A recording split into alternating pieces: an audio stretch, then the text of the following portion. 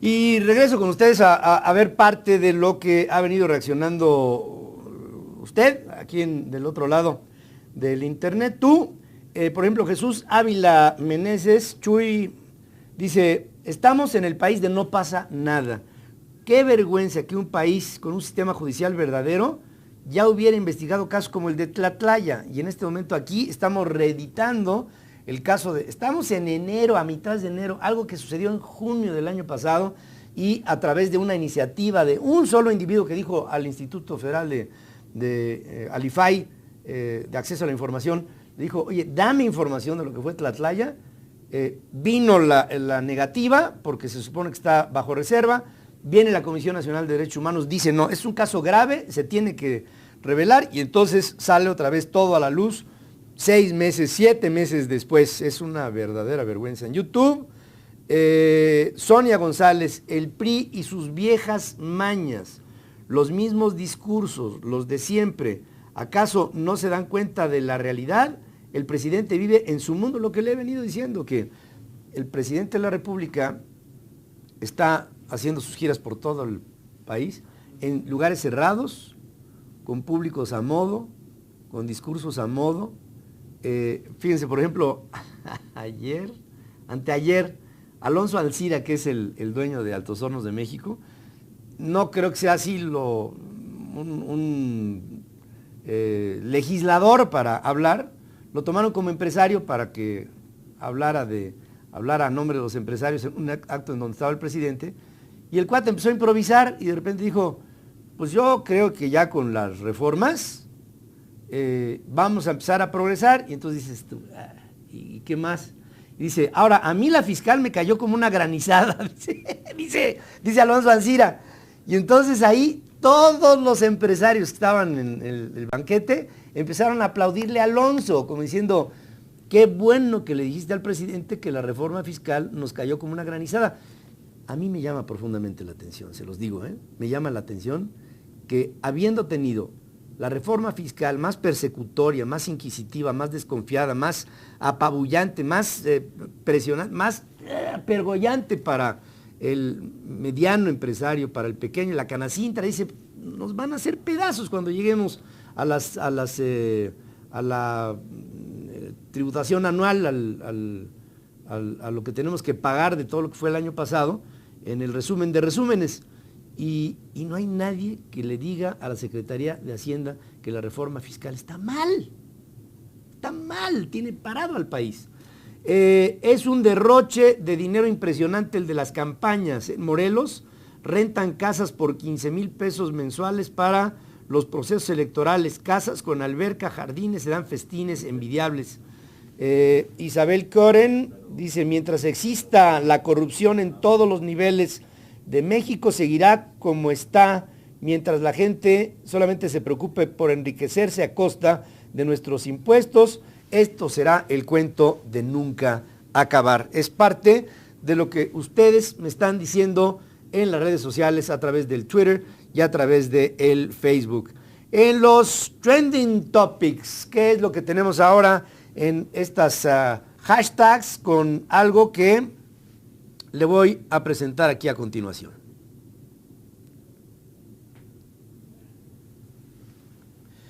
Ahí están los trends. No voy a negarte que, es un hashtag, no voy a negarte que. No voy a negarte que, hombre, no voy a negarte que sueño con el día en que desaparezcan los plurinominales. No voy a negarte con que me gustaría ver en prisión a todos los políticos corruptos. No voy a negarte que sueño que algún día las promesas de campaña de los políticos sean realidades. No voy a negarte que quisiera que corrigieran la reforma hacendaria, que ha sido lamentable. Y esta, que a mí me dejó, verdaderamente me dejó tieso. Fíjense, aquí está el presidente de Uruguay, José Mújica, y aquí está el presidente Peña Nieto. Esto lo dice la gente. Y entonces, como lo dice la gente, pues yo tengo que... Ahí te va la silla.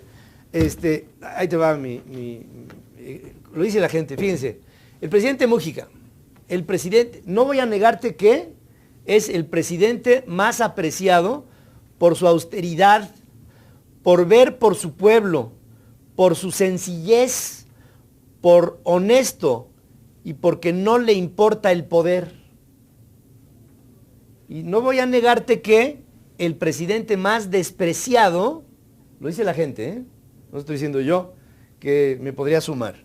El presidente más despreciado por su despilfarro, porque no le importa su pueblo, por su egolatría, por corrupto y porque solamente quiere el poder.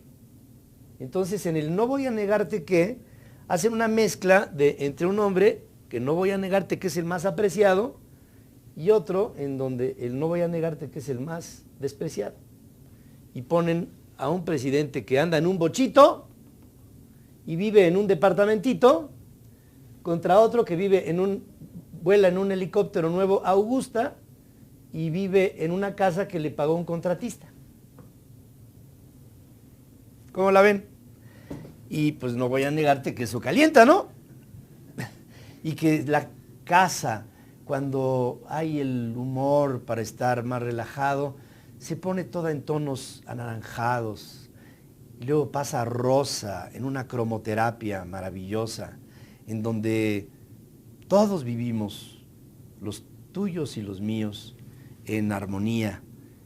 Pues no voy a negarte que valdría la pena que el presidente de la República se diera cuenta de que hay cosas que ya ve la sociedad y que la sociedad no acepta. Y dicho sea de paso, en todo ello hay toda una camarilla alrededor del presidente que está igual. Ya le contaba yo lo de Videgaray y su casa de Malinalco, que compra la casa y que obliga a dos dueños de terrenos junto a la casa a que les venda los terrenos, a que vendan sus terrenos a Videgaray para que el señor pueda tener una casa más amplia. Otro de los memes es, de los trending topics es hashtag qué difícil. Qué difícil es lograr que haya justicia en un país dominado por la corrupción. Qué difícil es entender que haya funcionarios que sean servidores públicos, o sea, funcionarios que trabajen para nosotros y no funcionarios que pareciera como que nosotros lo único que hacemos es patrocinarlos con nuestros impuestos y ellos hacen lo que se les pega la gana. Qué difícil es entender un discurso cuando es un discurso vacío, cuando se dice y no se dice nada, cuando se habla para la tele, cuando se entiende que no se entiende, cuando hay una incomunicación completa. Qué difícil que en este hashtag, qué difícil es lograr que haya un país democrático, que haya un país sin tranzas. Qué difícil es pensar que entre nosotros pueda haber confianza, pueda haber unión, pueda haber buenas intenciones. Qué difícil es convivir, qué difícil, tanto de lo que se da aquí, qué difícil se maneja, desafortunadamente, qué difícil es mucho de lo que hoy estamos viviendo en nuestro país. Qué difícil es. Quiero por aquí también informo lo que me estás... También son trending ya las nominaciones al Oscar, son trending top tips. Si empezamos con eso, hoy con 9 nominaciones de Birdman, la película Birdman de el negro González Iñárritu, 9 nominaciones. Birdman por la estatuilla en la categoría de mejor película, junto con American Sniper. ¿Ya vieron el Hotel Gran Budapest? Qué simpática está simpatiquísima. El Grand Budapest Hotel además tiene un argumento irónico, histórico, un contexto, una novela histórica muy interesante. Boyhood también es una película que tiene una trama hasta cierto punto desconcertante. The Imitation Game también es otra de las que están nominadas. Selma, y hay un título que se llama The Theory of Everything, la teoría del todo. ¿Qué es esto de la teoría del todo? Porque luego oye uno cosas y no sabe ni por qué. Cuando en el principio del siglo pasado se rompe la física clásica de Newton y entra la física cuántica,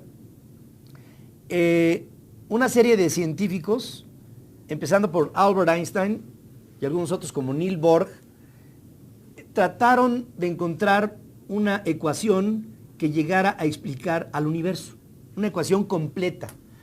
El que más llegó cerca fue Albert Einstein con la ecuación de energía es igual a la masa por el cuadrado de la velocidad.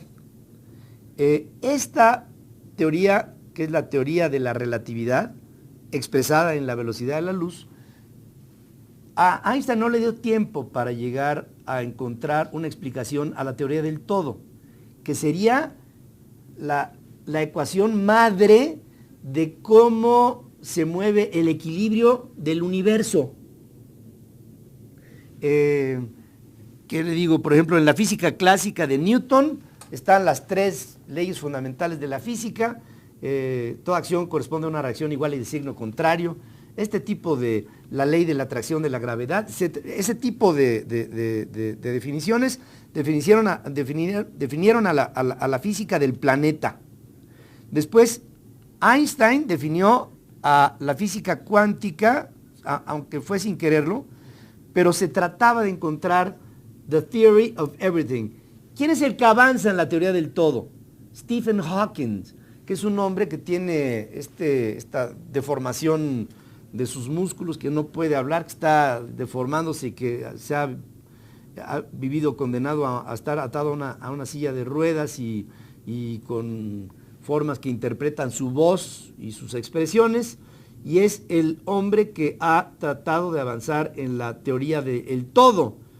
Y es por ahí que se basa esta explicación, que es una frase que para finales de este siglo será tan común como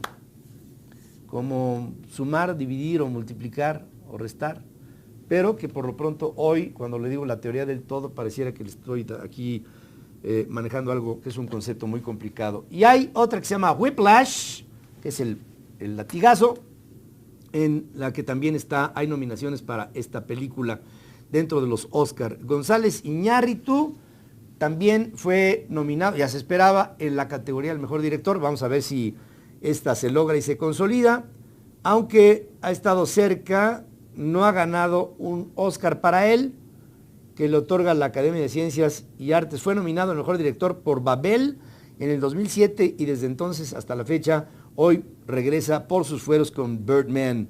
También fue nominado al Oscar sin ganarlo a mejor película extranjera por Amores Perros y por Beautiful, así Beautiful con B-I, ¿no? Beautiful, como la mejor película en el 2011. La mejor cinta Babel en el 2007. Pero ahí están estas nominaciones.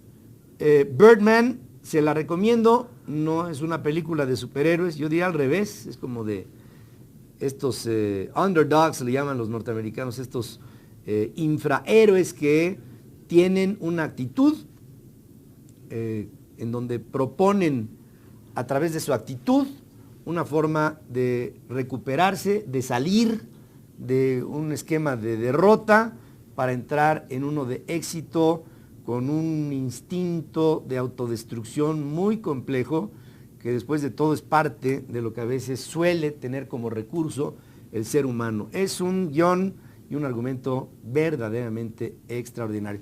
Yo me quedo con el trending topic de Mújica y de Peña como una marca, como una marca. Este trending topic para mí es una marca muy, muy interesante. Miren, este hombre, nada más sí para terminar el tema, este hombre estuvo en la cárcel. ¿Y por qué estuvo en la cárcel? Porque quiso que Uruguay fuera un lugar libre de dictadores. Y como se rebeló a ellos, acabó en el bote. Y de la cárcel, saliendo de la cárcel, la historia de Mandela. Mandela se pasa 27 años en la cárcel y acaba siendo, ¿qué? El reformador de Sudáfrica. José Mújica es un hombre sin muchos alcances, ni muchas formas. porque el representante del presidente, que soy yo, es fulano de tal y él les va a decir no, es un hombre sencillo, que gobierna para una sociedad de clase media, que tiene su trabajo, que tiene su educación, que tiene sus recursos, que tiene sus ideas. Todos se ven reflejados en él y él se ve reflejado en todos. Y la contraposición de un hombre fundamentalmente soberbio, por decir lo menos. Es parte de lo que está diciendo la sociedad, ¿eh? Yo dije soberbio y es un adjetivo calificativo bajito. Aquí, despilfarrador, le vale gorro su pueblo, ególatra, corrupto y que solamente quiere el poder. Nada más. Hijo de la... Bueno, pues con eso, ahí estamos en los trending topics. Vamos a otra. Dentro de algunas de las noticias importantes que se dan en el mundo del desarrollo de los negocios de las empresas, está el anuncio del ganador de la licitación de, le voy a decir, trabajos en el nuevo aeropuerto internacional de la Ciudad de México, trabajos que tienen que ver con el proyecto ejecutivo de, o sea, no estamos hablando de ejecución, sino proyectos para después la ejecución de pistas, zonas de rodaje, plataformas, ayudas a la navegación y otras instalaciones del nuevo aeropuerto de la Ciudad de México. Hay toda una tecnología. ¿En dónde piensa usted que una pista debe de ser más fuerte? ¿Dónde debe estar más reforzada? ¿A la hora de que aterriza un avión? ¿A la hora de que circula o a la hora de que se estaciona? ¿En dónde creen que debe de ser más fuerte una pista? Más bien cimentada.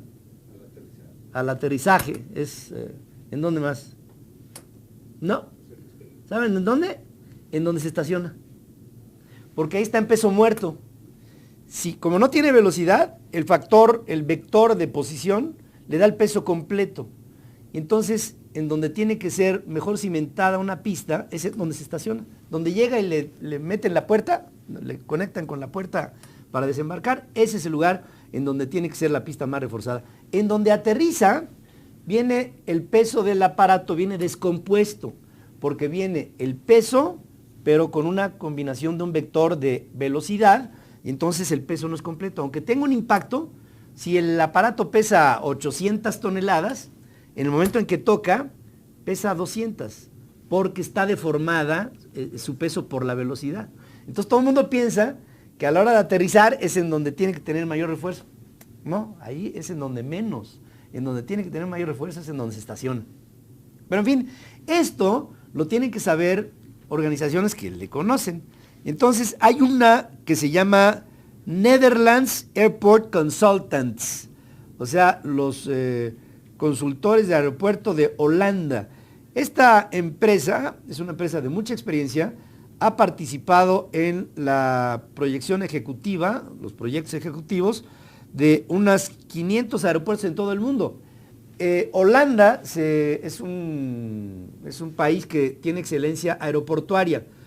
Uno de los aeropuertos más grandes del mundo es el aeropuerto de Schiphol en Holanda, en Ámsterdam. Este aeropuerto, el Amstel Schiphol, es uno que fue diseñado por Netherlands Airport Consultants, que ahora van a ser los mismos que van a diseñar el proyecto ejecutivo del Aeropuerto Internacional de la Ciudad de México. Junto con esta empresa va a haber dos empresas mexicanas, consultoras y constructoras, que van a estar también pegadas al proyecto. Una se llama SAC-GAM, que es una empresa que fue fundada en 1960, una empresa que empezó con consultoría, acabó también en ejecución de edificios, hoteles y obras de infraestructura, y otra constructora que se llama TADCO, que tiene 25 años de experiencia. O sea, una tiene, más o menos tiene 50 y tantos años de experiencia, 54 años de experiencia, y la otra tiene 25. TADCO tiene 25. Son empresas que ya han tenido otro tipo de desempeños en labores de infraestructura y son empresas que se la ganaron bien. Aquí hay un argumento que para mí tiene un peso. La propuesta del grupo es una propuesta en donde el proyecto ejecutivo está en 1.252 millones de pesos, que es 28% más barata que la propuesta más alta. Y aquí me voy con un comentario. En México, en la burocracia, a la hora de concursar, uno está obligado a darle en una licitación el concurso al proyecto más barato. Y yo no voy de acuerdo con eso, no sé ustedes. Yo creo que se le debe de dar el proyecto al mejor, no al más barato. Y claro, ya sabemos en este país cómo se hacen las cosas. Se abren los sobres, se alteran, se le dan al favorito. Ahí está Higa y Juan Armando Hinojosa. Y el contratista favorito del que va a hacer el contrato, del que va a firmar el contrato, del que va a decidir por el contrato. En este país ahí hay mucha corrupción y se le dan los contratos al mejor postor, al que dé un moche, al que dé una tajada, al que dé un porcentaje, al que dé una lana cash, al que dé todo eso, ¿no? Pero en términos de ley se le da al más barato. Y yo creo que no se le debe de dar al más barato, se le debe de dar al mejor. Y para que se le dé al mejor tiene que haber una argumentación. Es mejor por esto y por esto y por esto, por su antigüedad, por sus antecedentes, por los logros, por las... Y luego llegan, se la dan al más barato, empieza a ejecutar el más barato, aquello que fue el contrato que le dieron, y empieza a poner adecuaciones, que empiezan a tener cobros extraordinarios. Y el más barato acaba siendo el más caro y el más malo. Entonces yo no voy de acuerdo con esta idea de que se le dé como el argumento que se dé a la Secretaría de Comunicaciones y Transportes, para este caso, que se le dio al más barato. Yo, si Netherlands Consultants, Airport Consultants, fue el más barato, la verdad es que me extraña que sea el más barato, porque es el mejor del mundo. Y no creo que sea por barato, yo creo que es por bueno. Ha estado en 500 aeropuertos, haciendo los proyectos ejecutivos de 500 aeropuertos, infinidad de aeropuertos en China, en Japón, en Europa, entonces, en Alemania, en la propia Holanda, en España, en Inglaterra, en fin, es una empresa de primer nivel. Otro que se adueña del porcentaje principal de acciones de una compañía global es Carlos, ¿cómo se apellida? Creo que ya es dueño de mi casa también. Carlos Slim. Carlos Slim. Carlos Slim se adueña del New York Times, nada menos anunció el empresario mexicano que ejerció opciones de compra de acciones que tenía derecho de esta empresa. Adquirió acciones por un valor de 101 millones de dólares. Posee 27.8 millones de acciones que le dan títulos por, ustedes dicen, ¿es el mayoritario? Pues sí, es el que tiene más acciones. Tiene 16.8% de acciones del New York Times. Me llama la atención, Carlos Slim es un hombre, todo el mundo critica a Carlos Slim porque es el hombre más rico del mundo, o uno de los más, porque se ha hecho rico con una telefónica, pero yo, aparte de que no voy de acuerdo con eso, sí voy de acuerdo con que es un hombre que ha tenido la visión y la sagacidad para estudiar todos los movimientos accionarios en donde se mete. Es un tipo verdaderamente brillante, es un tipo absorbente y es un tipo que tiene una capacidad de análisis y de proyección de negocios para tomarlos, darles cuerda y crecerlos, que es impresionante. Entonces, Slim, yo creo que ahí sí tiene un mérito. Este hombre obtuvo las primeras opciones de compra de las acciones del New York Times en el 2009. ¿Qué pasó en el 2009? Venía la crisis del 2008 y las organizaciones en los Estados Unidos empezaron a descapitalizarse.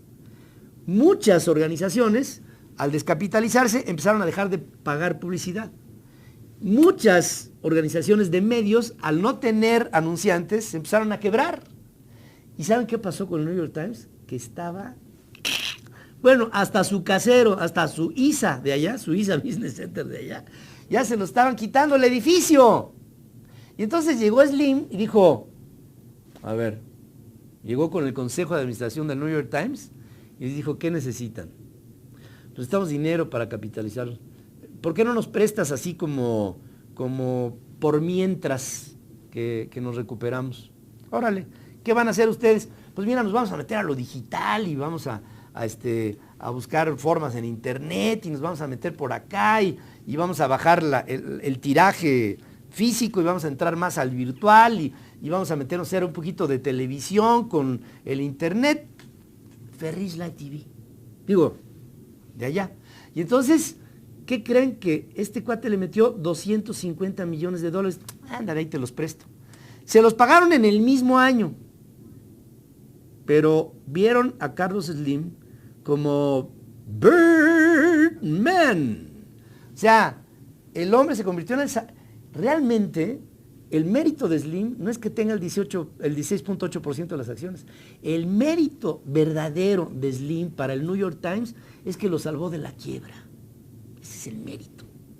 Y cuando lo ven llegar a la sala de consejo, dicen, este cuate nos salvó.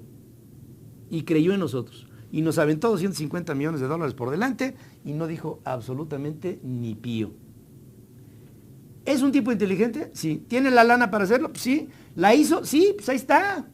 Pero el hombre supo meterse en un momento y salvar a uno de los medios de comunicación más importantes del planeta, el New York Times, sin duda alguna. El mérito del señor Slim, bien ganado, se la merece. Yo creo que, Carlos, ahí te llevaste una muy buena. Hay ya smartphones para mascotas. No les voy a decir que le llame usted a la... lo tienen atorado en el collar, el smartphone. Es de Motorola. Ahí está.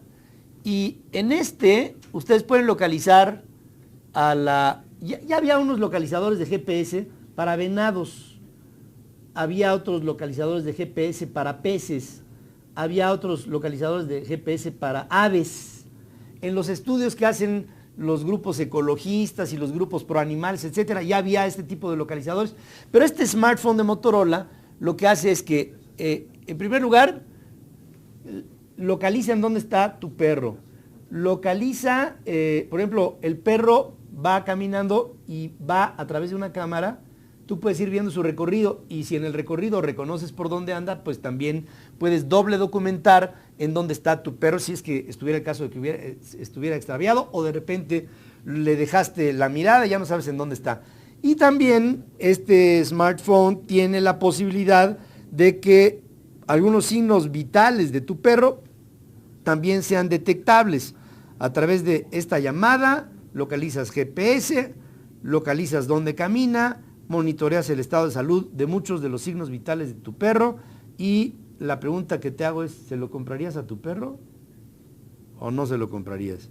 Vamos a ver, por lo pronto aquí está una idea que empieza a darle al elemento más importante de la casa, que ya sabemos que es el perro, le está dando posibilidades para una diferente forma de... Yo nunca llegué a pensar